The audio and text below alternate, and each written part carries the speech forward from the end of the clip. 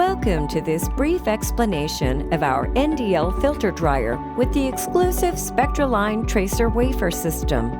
The benefit to the contractor when installing an NDL Filter Drier with Spectraline dye is the time saved when searching for a suspected refrigerant leak. Finding a leak quickly results in reduced warranty expenses, minimizes on-site labor, and eliminates the time preparing to discover the leak. Another terrific feature installers will love is the elimination of ever handling the dye before and during a search. This can cause a potential mess and the risk of false leak indications.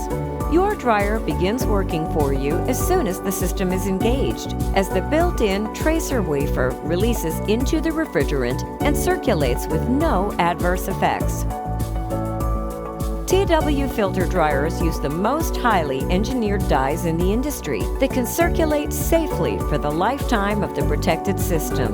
When a leak does occur, simply scan the system with a UV flashlight and the exact point of exit will be quickly apparent. After the repair, wipe off the dye with Glow Away or a similar cleaner.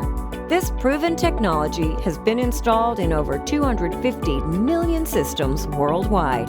Your maintenance program could never be stronger.